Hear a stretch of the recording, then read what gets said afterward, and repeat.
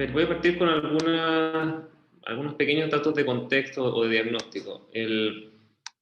Este, este gráfico que elaboró el Consejo de Monumentos Nacionales muestra la superficie protegida bajo tres categorías de protección que tenemos en la actual ley de monumentos.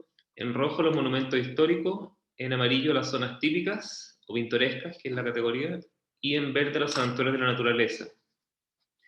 Como ustedes pueden ver, eso está fijado en relación a la superficie de la región metropolitana. Y lo que aparece en rojo, que se ve como mucho mayor que las zonas típicas, se explica porque hasta el año 70 Chile no tenía figuras de protección territorial. En la zona típica aparece recién en el año 70. Entonces, todo lo que se protegió previamente como entornos de área urbana, como paisaje, por ponerle los conceptos que podríamos usar ahora, se protegió como monumento histórico. Por eso es tan grande el rojo. De hecho, Rapa Nui completa la Isla de Pascua es monumento histórico. Cuando uno diría hoy día eso es, no sé, paisaje cultural o sitio arqueológico, pero se protegió en categorías de otro tiempo. Pero lo que es muy interesante en relación a la superficie es cómo desde que se crea la categoría de protección de entornos, que es la zona típica, y ya vamos a tocar un poquito ese tema, que fue en 1970. Esto es un ejemplo tomado de las 150 zonas típicas que tiene Chile, ¿eh? Obviamente hay algunas más grandes, más chicas, pero es para marcar el punto. Y es como en el tiempo la tendencia ha sido cada vez a tener zonas típicas más grandes en superficie y en complejidad.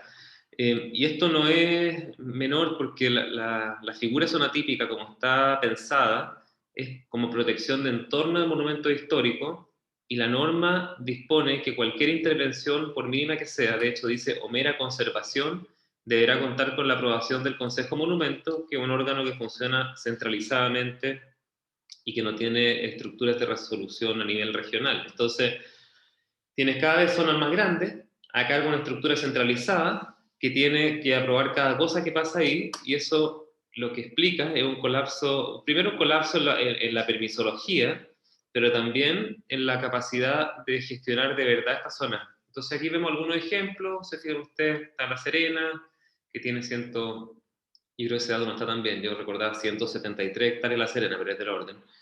Caleta Tortel, se fijan, 350 hectáreas, Isla Negra, con la ampliación, que son 140 y tantos, y aquí a la derecha, que ya la vamos a ver un poco más en detalle, la zona típica del entorno del monumento histórico Humberston y Santa Laura, de la Salitrera, que es de 2.400 hectáreas, y que de hecho dentro del polígono hay otras salitreras, hay como 2 salitreras más. Entonces tú decís, bueno, claramente hay un descalce muy evidente entre la norma y las figuras de protección que estamos usando, o los objetivos de la protección.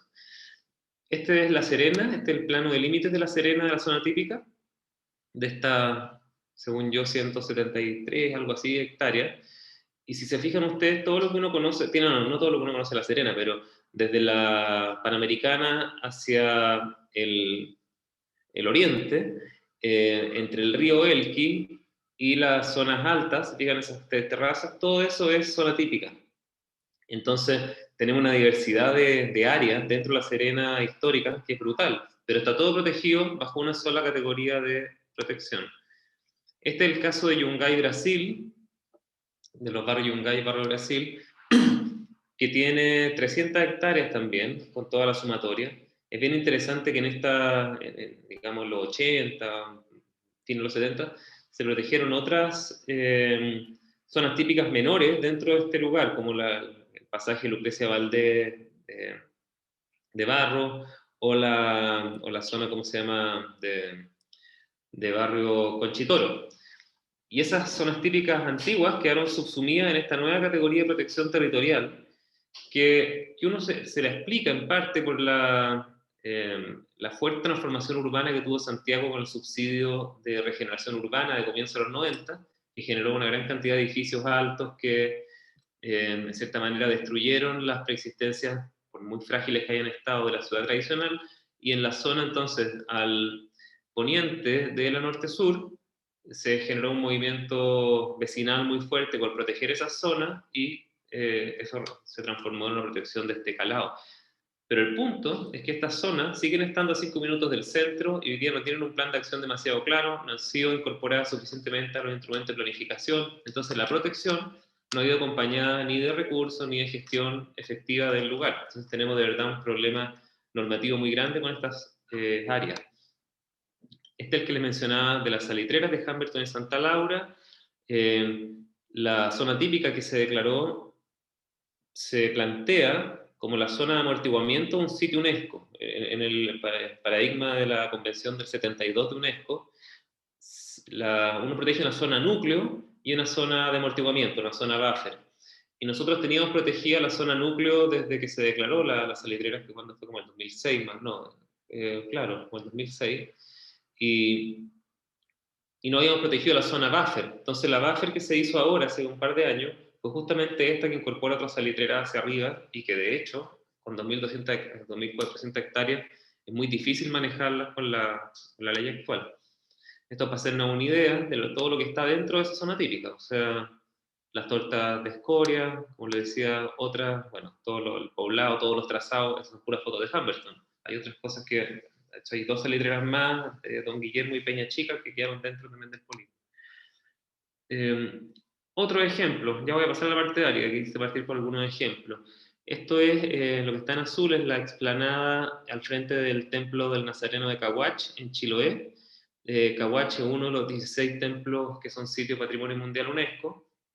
Y todos han seguido, yo imagino, el caso del Molde Castro y que la iglesia de Castro no tenía zona de amortiguamiento y no sé qué.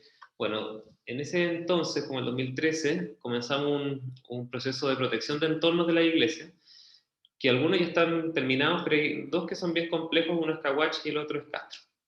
En Castro porque la Cámara de Comercio no quiere protegerlo, porque siente que le congelan el territorio, distinto a lo que pasó en Yungay, por ejemplo. Y en el caso de Cahuach, por motivos más ligados a la comunidad de Cahuach en realidad, y a todo lo que significa esa protección. Y este es el polígono que se estaba planteando. Como ven, usted incorpora borde mar, pone la explanada al medio, donde se realiza la fiesta del Nazareno y toda la protección ligada a los fondos de sitio. Pero muy poco tiempo después apareció esto, que es una concesión de pesca para plantar de estas boyas con chorito en toda la costa de Cahuach. Entonces ahí uno dice, bueno, hay procesos productivos en curso que a veces ni siquiera con la protección de límite se terminan resolviendo, porque tú los puedes tirar ya, no sé, 1 kilómetro más allá, pero igual van a tener un impacto paisajístico e incluso en el funcionamiento de las fiestas. Recordemos que en esta fiesta al menos llegan por lancha de otras islas a celebrar el Nazareno en este lugar. Entonces, ¿a qué voy con esto? Que la verdad es que el tema de legislación patrimonial y paisaje hace bastante rato que ya no tiene que ver tanto con los límites, sino que con herramientas de gestión efectivas de otra naturaleza, instrumentos de planificación territorial, recursos, entre otras. Valparaíso, el plano no se ve muy bien, esto es lo que presentó Chile en 2001 para protegerlo el 2003 como sitio UNESCO, y aquí algo se alcanza a ver, la línea azul del centro es la zona núcleo, la zona roja es la zona buffer, que aquí se ve mejor, y esa es la relación que establece el sitio de Valparaíso, en celeste la zona núcleo, en verde la buffer, es el sitio UNESCO, y en todos los colores asociados el plan de expansión portuaria que el gobierno de Lagos presentó junto al sitio UNESCO. O sea, siempre se pensó que había un sitio y que había a la vez un desarrollo portuario. Pero en los años posteriores a esta declaratoria, lo que nos empezó a ocurrir fue, bueno, si uno ve, perdón, más ampliamente el patrimonio del sitio, se fijan, tenemos un sitio que se acota al sector de Barrio Puerto. Para que se hagan una idea, el sitio de Valparaíso está como en Cerro Alegre, Concepción, Cordillera, en la base de artillería. Barrio Puerto, Plaza Sotomayor, más o menos, ¿ya? Eso es más o menos el sector. Pero si uno lo ve en relación a Valparaíso más grande, podemos darnos cuenta que todo ese patrimonio de Valparaíso, acá están dibujados los monumentos históricos y los inmuebles de conservación histórica, se extiende obviamente hasta el Almendral y a toda la zona de Ascensores y a los cerros más altos. O sea, no te alcanza solamente la protección con ese lugar. Y eso fue lo que ocurrió en este edificio que se ve aquí. Yo creo que están viendo el cursor, ¿cierto? Que esta es la bodega Simón Bolívar, que está en el sector de Muelle Barón y que está como a 3 kilómetros del sitio UNESCO. Y en ese lugar se planteó la construcción del mall Barón, con toda la polémica que eso generó posteriormente. Si nosotros nos alejamos en el caso del patrimonio de Valparaíso, como en este plano, nos damos cuenta que ese patrimonio, que lo vemos tan localizado en la zona del puerto, está muy relacionado, por ejemplo, a eso, al plan de expansión portuaria. Entonces uno puede decir, bueno, ¿de qué manera la infraestructura y la planificación futura incide o no en el sitio UNESCO? No solamente en ámbitos inmateriales como el uso, sino que también en construcciones concretas como el acceso al puerto de los camiones para poder sacar la carga. O sea, en este caso lo que se hizo, que fue relativamente bueno para Valparaíso sacar los camiones de la Avenida Argentina, pero los metieron por acá, pues, los metieron por el Cerro Artillería, y al frente de los almacenes fiscales que se alcanzan a ver un poquito a la izquierda. Entonces uno de los enclaves patrimoniales más importantes del puerto quedó bastante hipotecado por una obra de infraestructura que pasó piola, pasó colada, como que nadie consideró que eso podía tener que ver con la postulación UNESCO de Valparaíso.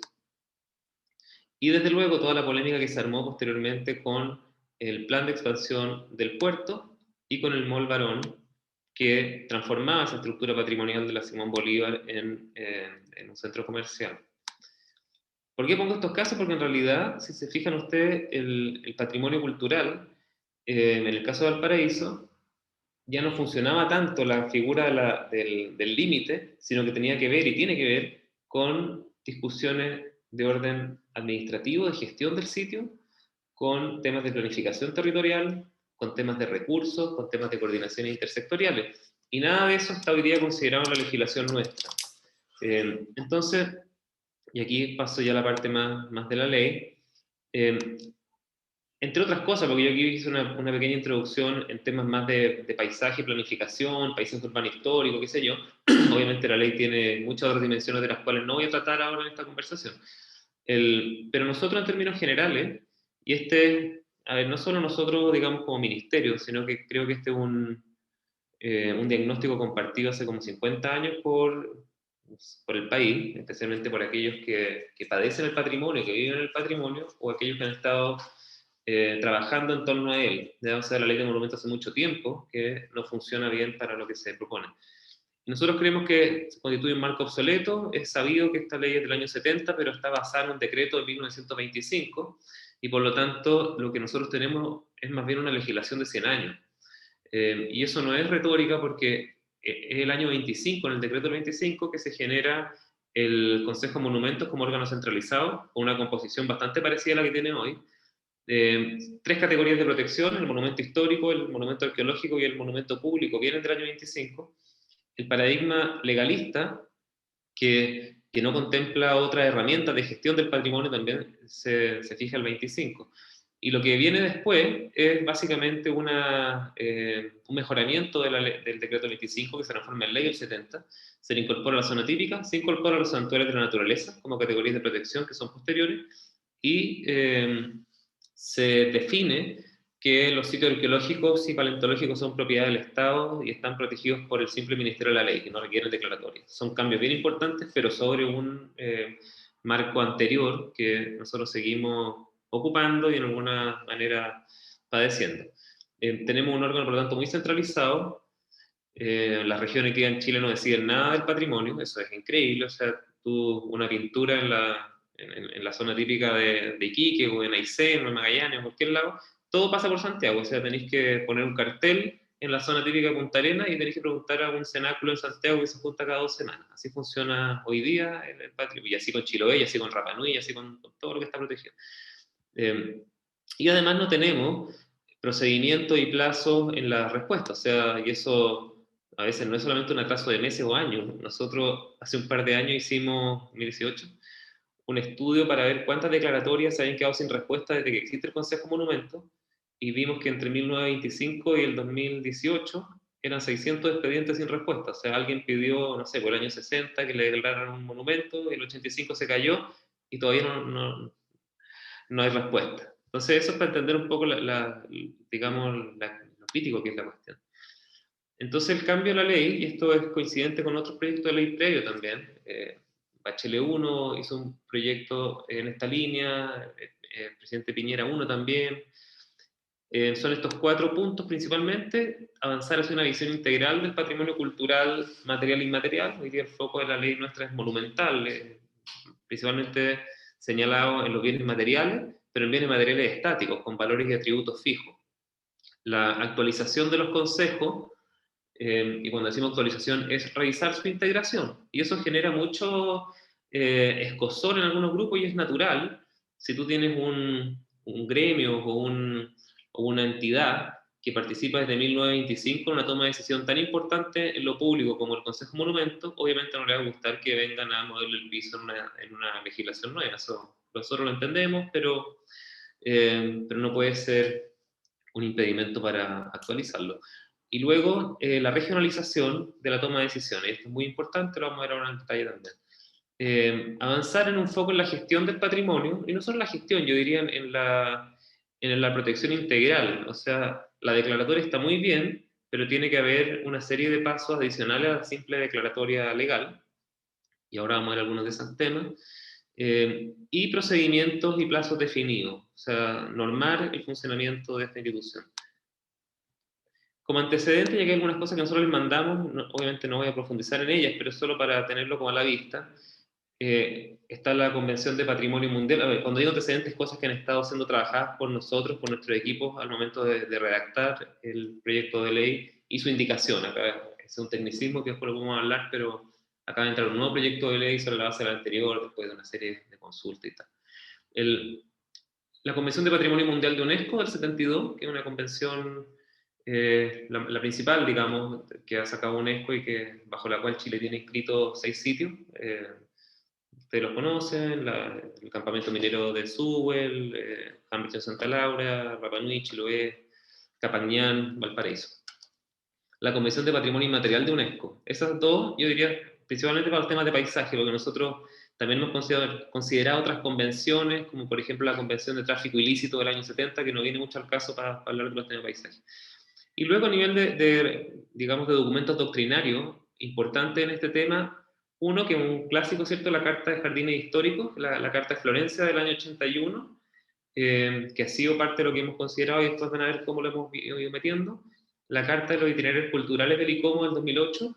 UNESCO hizo propio los itinerarios culturales ya en el año 90, pero nosotros ocupamos bastante la mirada de la Carta perdón, me salté a lo iberoamericano. No, Carta de Itinerarios Culturales, que es una categoría que se crea en 2008 por la Carta del ICOMOS, perdón. La recomendación sobre el paisaje urbano histórico, que esta es una recomendación metodológica bien relevante que salió en 2011 y que se explica en parte por digamos, la presión que estaban teniendo enclaves urbanos con edificios construidos más allá de los límites, y para las cuales el paisaje cultural como marco doctrinario no servía tanto. Yo recuerdo muchas discusiones, no sé, pues en el Comité de Patrimonio Mundial, por ejemplo, el caso de Londres, el pepino de Foster, que se hizo fuera del sitio del sitio UNESCO, y eso generó una polémica enorme por la afectación al skyline. En Kiev, el Mall de Castro era el caso chileno, pero la verdad, en Sevilla, la verdad es que teníamos una serie de casos donde, y no solo en Chile, esto fue una discusión a nivel internacional muy fuerte, cómo los límites del patrimonio no estaban asegurando nada, y ampliar los límites tampoco servía para nada, porque al final tú podías terminar metiendo paisaje entero, pero si no hacías modificaciones internas no servía para nada. Y ahí aparece la recomendación metodológica de los paisajes urbanos históricos, que es bien importante, yo diría, para el espíritu de lo que hemos trabajado acá.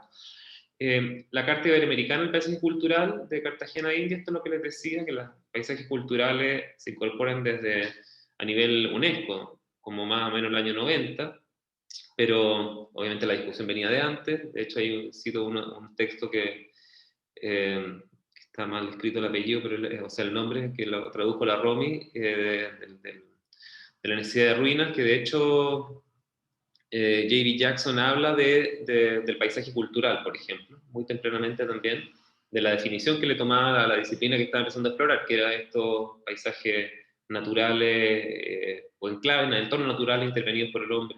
Y eso servía más para algún tipo de paisajes que para otros, por eso es tan importante el HUL de UNESCO.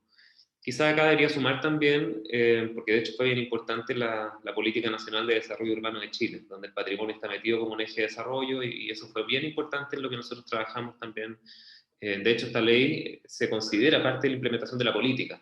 Así lo han visto todos los presidentes que ha tenido el Consejo de Desarrollo Urbano y también el propio Consejo.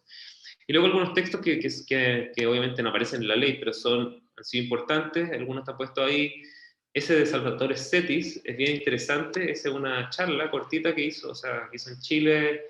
Este es un arqueólogo italiano bien relevante, y vino a Chile a un puerto de ideas, y habló de este tema en Valparaíso. Fue súper interesante. Y ahí tocaba dos temas que son propios de toda legislación en patrimonio, que son la acción popular, que es que cualquier persona pueda pedir que algo se declare o se proteja, y el bien público asociado al patrimonio. Eso en el contexto de una charla donde se refería al tema de paisaje, como en la experiencia italiana había entrado desde muy temprano la protección del entorno y del paisaje, antes incluso de las nomenclaturas más doctrinarias. Eso, algunas cosas como introducción, como para ver que una ley también tiene que tener un marco doctrinario sobre el cual se basa.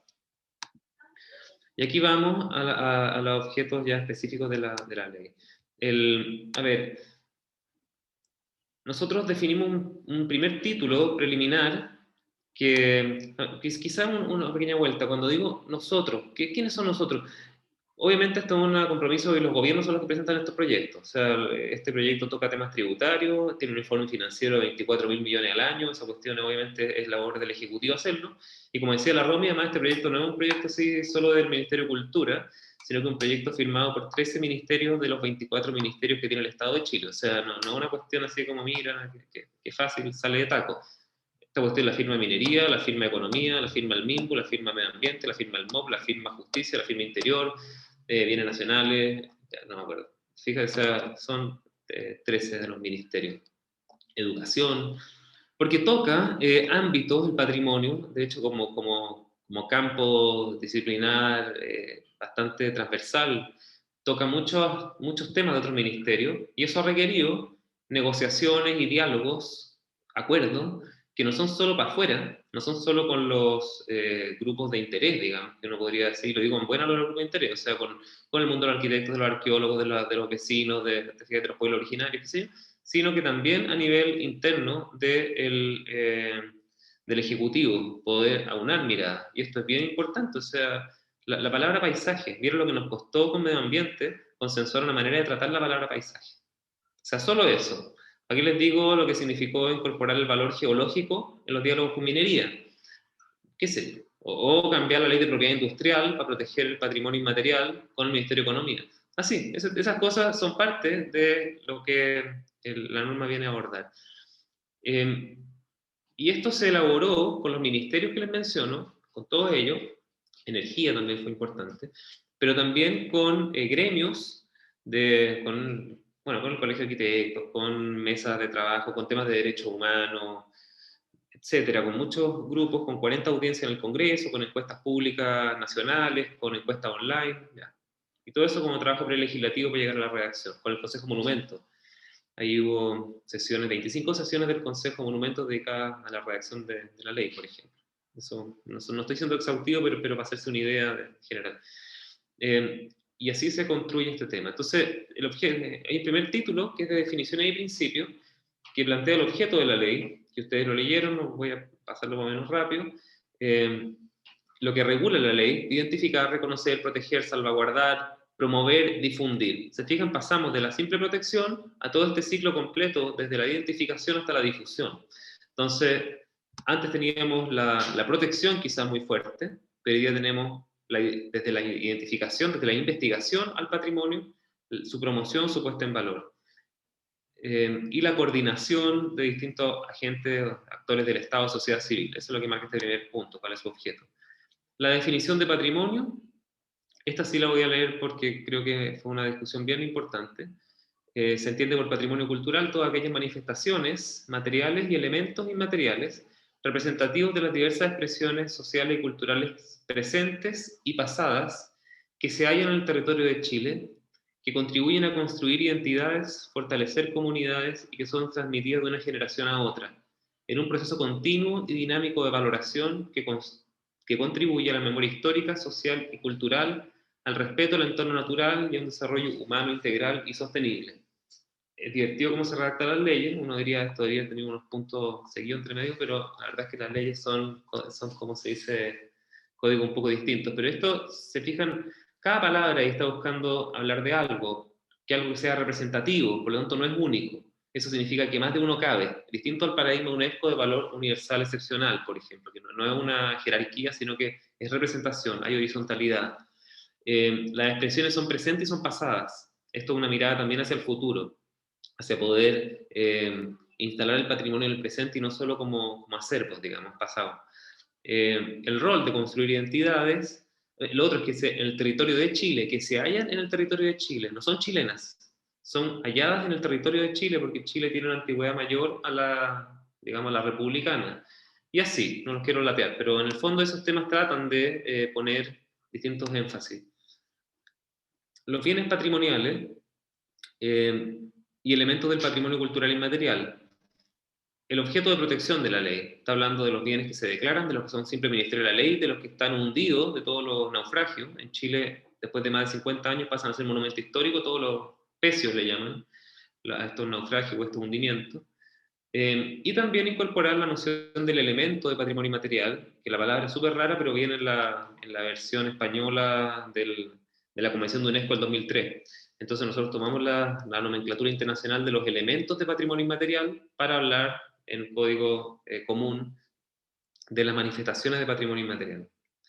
Además de los objetos y espacios que le son inherentes. Si fijan ustedes, está la manifestación de patrimonio inmaterial, digamos, no sé, por los carpinteros de Rivera en Chiloé, qué sé yo, o en Valdivia. Pero esa carpintería Rivera se da en un determinado lugar, su paisaje cultural, por eso ahí aparece, en un determinado espacio, tiene sus insumos, ciertas maderas nativas, qué sé yo. Entonces, el patrimonio inmaterial no se da en el éter, esta idea como, no, son conocimientos situados. Entonces se habla de los objetos, de los espacios, etc. El interés público del patrimonio cultural, aquí está lo que le hablaba Salvatore Setis, patrimonio independiente de su régimen de propiedad, constituye un interés público para toda la sociedad, y eso es una de las definiciones estructurales del patrimonio cultural, y Chile la tiene también. De la protección y salvaguardia, siempre hablamos de protección y salvaguardia porque en el caso del patrimonio inmaterial se entiende la salvaguardia como el proceso de puesta en valor o de promoción, y en la protección se habla más para el patrimonio, uno diría, material, ¿ya? Ahí podríamos conversar, muchos dicen, no, pero es que no es separable el patrimonio material e inmaterial. Sí, obvio que no es separable, sí, es evidente, pero en términos incluso en términos procedimentales, si son separables o cada uno tiene su procedimiento, no es que sean separables. Por ejemplo, tú no puedes proteger un patrimonio inmaterial por pura voluntad de un cenáculo. Siempre parte desde las propias comunidades cultoras esa manifestación, o esa protección, digamos. Y en cambio, para el patrimonio inmaterial, sí, de hecho se contempla en casi todas las legislaciones que los países pueden tener órganos que protegen independientes de si el propietario no quiere hacerlo. Entonces, incluso a niveles procedimentales, sí requieren tratamientos distintos. Y acá hay un tema que demuestra no diría solidaridad, pero la responsabilidad compartida en la protección del patrimonio entre propietario y el Estado. Se contempla, y esto ya estamos pasando a otro título, ya con lo anterior terminé el título primero, que es como digamos, la introducción principal, un Consejo Nacional, que ustedes lo leyeron, así que no voy a aburrir, pero que gran parte de la discusión ha tenido que ver con cómo equilibrar órganos públicos, quiénes salen, quiénes entran, cuánto equilibrio hay entre sociedad civil, cuánto entre Estado, dentro del Estado cuántos son servicios públicos más técnicos, cuántos son más políticos, y ese equilibrio es re difícil y es muy poco obvio. Algunas veces se plantea que estos órganos tienen que ser pura sociedad civil, pero la verdad es que eso también es crítico, o sea, la sumatoria de intereses particulares no logra construir bien público. Y por otro lado, el patrimonio requiere una dimensión técnica para no ser politizado. Entonces, esos equilibrios son súper complejos y han sido, yo diría, parte central del debate que hemos tenido.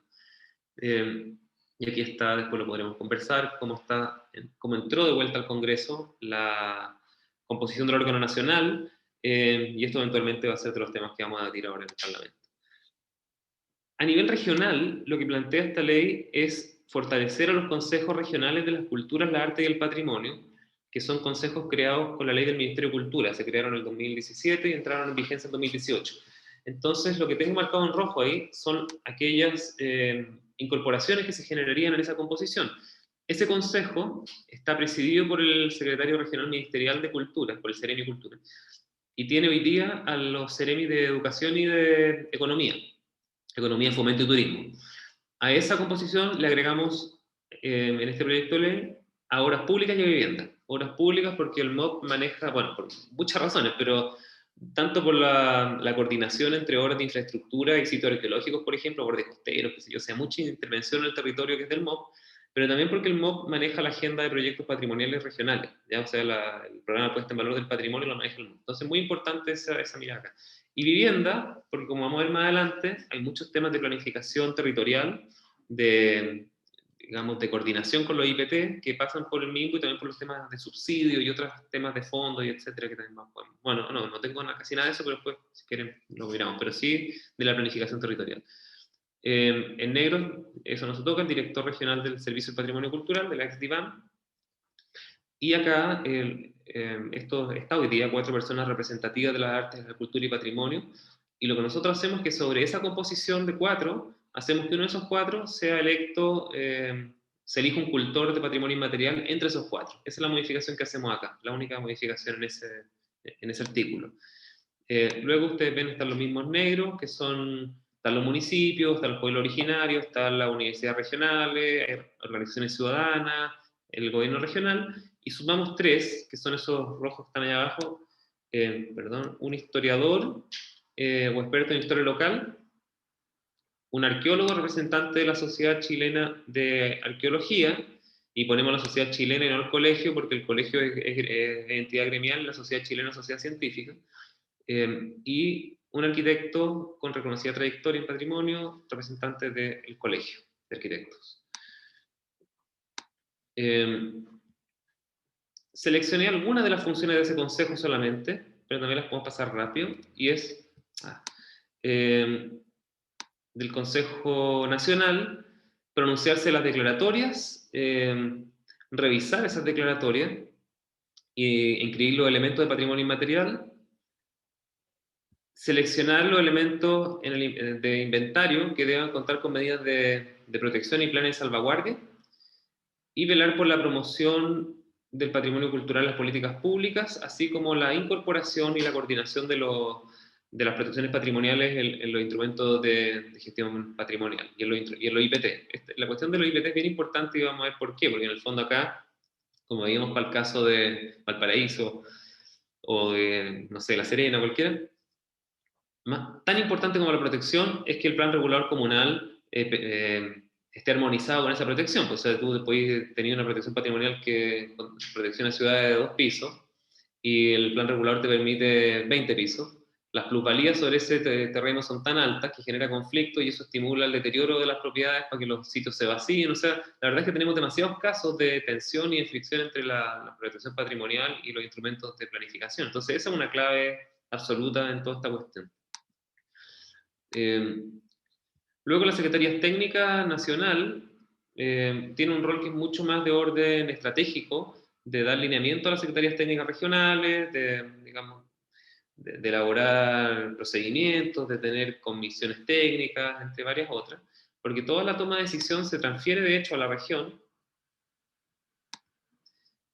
y esas secretarías técnicas regionales son las que dan todas las autorizaciones de intervención, proponen al Consejo Regional los planes de gestión patrimonial respecto a los bienes declarados y también los planes de salvaguardia respecto a los patrimonio inmaterial. Esto es probablemente de las piedras angulares de la ley, porque lo que hace es que lo que hoy día decide todo Santiago en un órgano colegiado, lo transfiere completo a un órgano técnico de profesionales, digamos, que está en cada una de las regiones.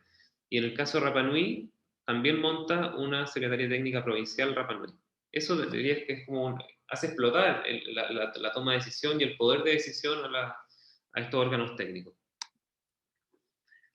Junto a eso, se contempla la posibilidad de llamar comisiones técnicas asesoras en materias determinadas. Y esto es muy importante porque a veces las materias de las que trata el patrimonio son tan específicas, por ejemplo, digamos, meteoritos.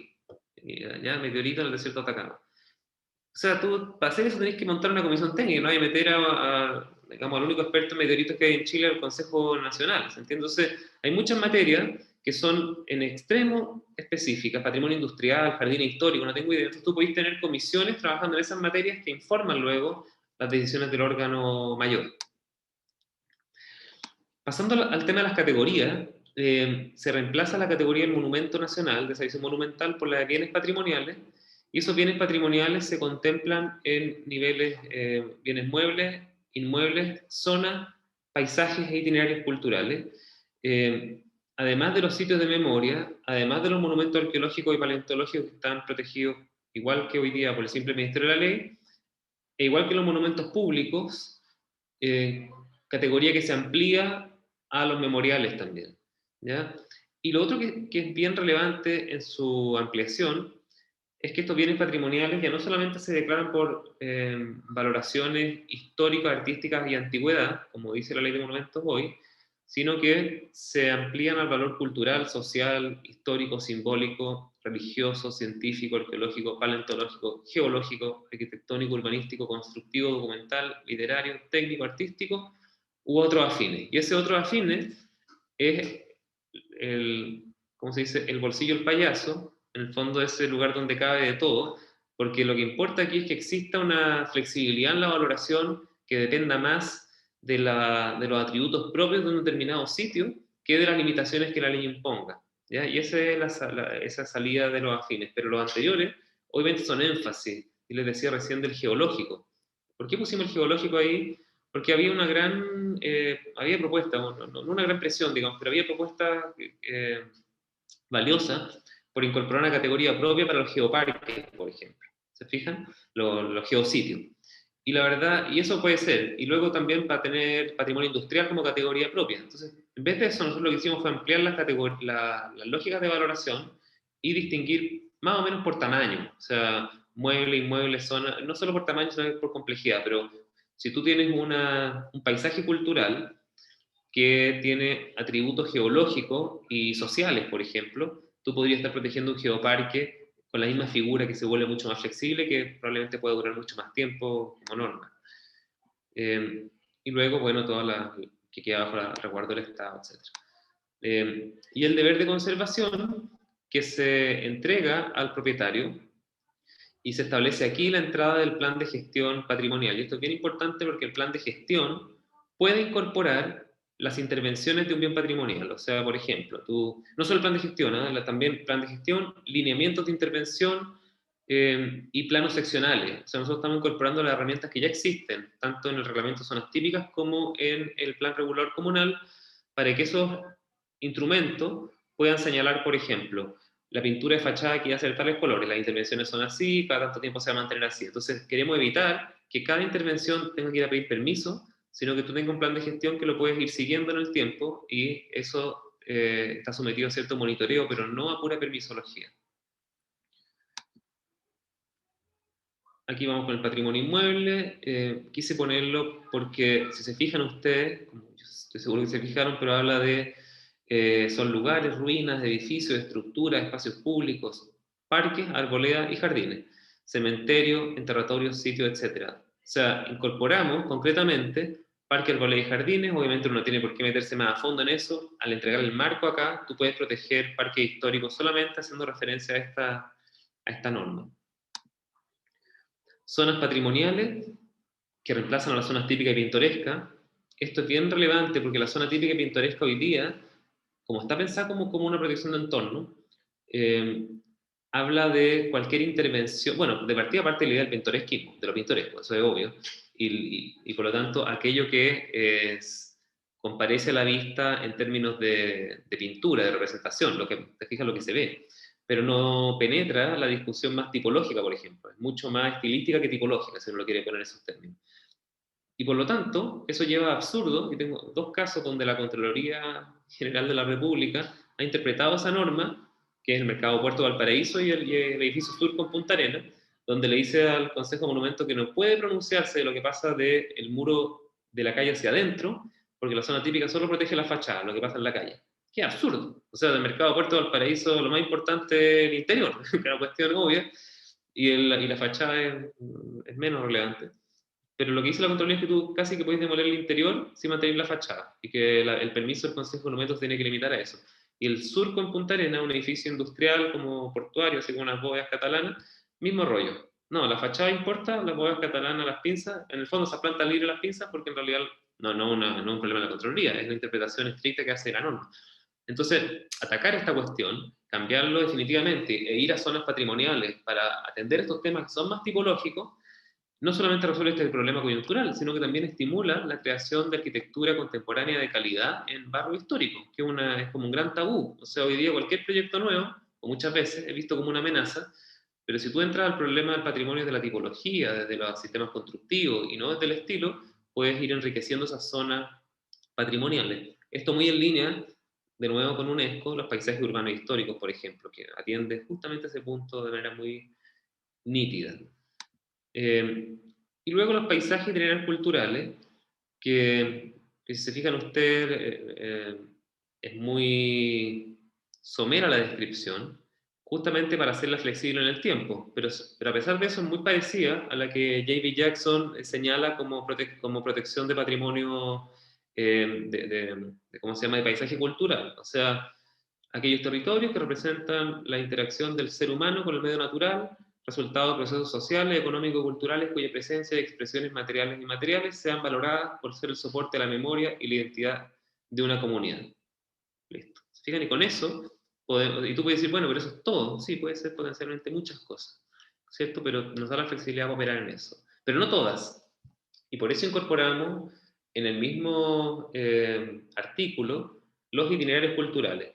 Y uno podrá decir, pero ¿cómo si el itinerario cultural es otra categoría? Sí, pero nosotros, por temas también estratégicos, pusimos los paisajes con los itinerarios, pero en un inciso distinto. Entonces, asimismo, constituyen itinerarios culturales aquellas vías de comunicación, tránsito o movilidad físicamente determinadas, construidas o adaptadas para el uso humano, que hayan generado procesos de fecundación recíproca entre culturas e integrado esa relación a un territorio a lo largo de un tiempo determinado. Como que el Camino del Inca, el Camino Real de México, de Tierra Adentro, el Camino de Santiago, de Compostela, la Ruta de la Seda. Muchos de estos caminos son rutas transfronterizas incluso. O sea, de hecho el Capañán, el Camino del Inca, el sistema vial andino, que Chile inscribió en UNESCO, es una postulación de 6 países. Parte al sur de Colombia y llega hasta Chile, pasando por Bolivia, Ecuador, Perú, Argentina. Lo del patrimonio arqueológico y paleontológico solamente lo puse para hacer una idea de que eso sigue ahí, ¿cierto? Y santuarios de naturaleza, que ustedes probablemente no leyeron la ley, porque es una norma que no cambiamos. O sea, lo que hicimos ahí, en la ley se aparece un 31 bis, y el bis es porque el 31 no lo tocamos. Y eso es porque el santuario de la naturaleza, como categoría de protección, se mantiene tal cual. ¿Ya? Eso se mantiene como categoría, no la modificamos. Patrimonio inmaterial, se entiende por patrimonio inmaterial los usos, representaciones, expresiones, conocimientos y técnicas, junto con los instrumentos, objetos, artefactos, insumos, espacios y paisajes culturales que les son inherentes, que las personas o comunidades portadoras o legatarias reconocen como parte integrante de su patrimonio cultural. Y ahí viene todo el desarrollo. Esa definición, si fijan ustedes, incorpora de nuevo la idea de paisaje, los salineros de Carwell, de los Valdivia, fijan, o sea, ese espacio de las salinas, por ejemplo, que tiene prácticas culturales, está asociado a un entorno transformado, digamos, un paisaje cultural. Entonces hay lugares, y en otros casos, por ejemplo, los chinos están distribuidos en todo el territorio y quizás más importante que el paisaje cultural va a ser, no sé, por los objetos y los instrumentos, la flauta, la pifilca, el tambor, o andacoyo. Entonces eso también, y esta definición por lo demás es muy estándar UNESCO, además. No quiero aburrir, los elementos del patrimonio inmaterial, cómo se protege, cómo se reconocen, qué es un plan de salvaguardia, etc. El plan de salvaguardia es importante porque el plan de salvaguardia puede tocar temas de planificación territorial. Nosotros estamos trabajando ahora con el plan de salvaguardia de la alfarera de Quinchamalí, por ejemplo, y la alfarería de Quinchamalí, igual como la cuestión de la ley, involucra, no sé, pues, al Ministerio del Trabajo, al MOB, al MIMBU, por la planificación territorial, agricultura, por los temas de las plantaciones. O sea, el patrimonio inmaterial también tiene que ver, obvio, con muchas otras discusiones sociales, económicas territoriales.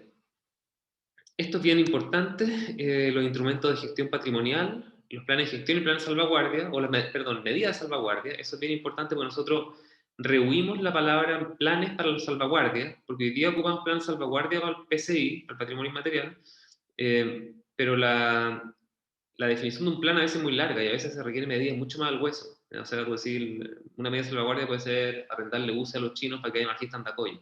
Entonces, si todo está metido en un plan nomás, puede pasar que no sé, pues como que ven muy distante el apoyo y la coordinación del Estado respecto a sus demandas reales. En el Quinchamalí muchas de las demandas son que no pueden acceder a sacar la greda, entonces tú le tiras un plan para 5 años más, se generan tensiones muy fuertes entre el día a día y la labor del Estado. Pero bueno, está en medida y plan entonces. Y el plan de gestión. Lo que se busca con el plan de gestión es construir un instrumento elaborado por los bienes patrimoniales protegidos por la ley, que tiene por finalidad definir objetivos, estrategias, planes, programas, proyectos, insertos en este plan, que debidamente monitoreados o supervisados propendan a garantizar su preservación, sostenibilidad y difusión. Esos planes podrán ser de carácter general o específico, dependiendo del tipo de bien patrimonial, pueden contener normas, orientaciones técnicas y respectivos lineamientos de intervención. No lo voy a leer entero, pero en el fondo lo que se busca aquí es un instrumento, una hoja de ruta, que incluso puede incorporar qué tipo de intervenciones tú puedes hacer y que mandate, y mandata de hecho esta ley, a los municipios para que incorporen en sus instrumentos de planificación territorial estos planes. Esto es de verdad una innovación brutal de la ley, porque establece una coordinación con los IPT, no solo con los reguladores, con el PLADECO, con el plan intercomunal, para incorporar estas disposiciones en la norma local. Y en aquellos casos que son comunas rurales, que no tienen regulador, por ejemplo, o incluso en comunas urbanas sin regulador, lo que uno tiene es el plan de gestión operando solo, digamos, igual tiene que ser cumplido por la comuna, y modificaciones a los intercomunales o también herramientas que son los lineamientos de intervención del reglamento de zonas típicas. O sea, también hay sistemas regulatorios para los enclaves rurales. Temas procedimentales, que la verdad lo voy a saltar, si quieren volvemos, pero... regulación de los instrumentos de gestión patrimonial, y aquí está que hay muchos temas del plan de gestión que nosotros tiramos con un reglamento, lo cual es bastante obvio. Ustedes saben que tenéis la Constitución, las leyes y los reglamentos que vienen a especificar las materias legales, luego tenéis guías y otras normas específicas. Entonces hay muchos temas reglamentarios que nosotros sacamos para reglamento, porque el reglamento no pasa por el Congreso, es más dinámico, solamente pasa por el Ejecutivo. Entonces, todo aquello que pueda ser mucho más dinámico en el tiempo y que requiere un nivel de especificidad mayor, lo tiramos para reglamento. Y la definición de cómo un plan de gestión va a reglamento, porque si lo fijáis por ley, quizás más cambió la lógica de los planes de gestión y tú la tenías amarrada en la ley. Entonces, hay cosas que tienen que ser materia reglamentaria.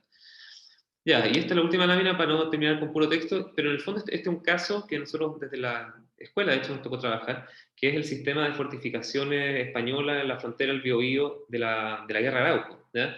Lo que aparece ahí es el río Biobío en blanco, en celeste o gris el territorio, y el Golfo de Arauco está a la izquierda arriba. Y lo que uno ve, no es solo el Biobío, solo al frente del Biobío el río Vergara, el Duqueco, el Laja. Y esos puntitos negros son los enclaves que tuvo España y también Chile por un buen tiempo, como puestos de frontera y como puestos de, digamos, de control con la zona mapuche. ¿Qué es esto, este lugar? ¿Qué es esta cuestión?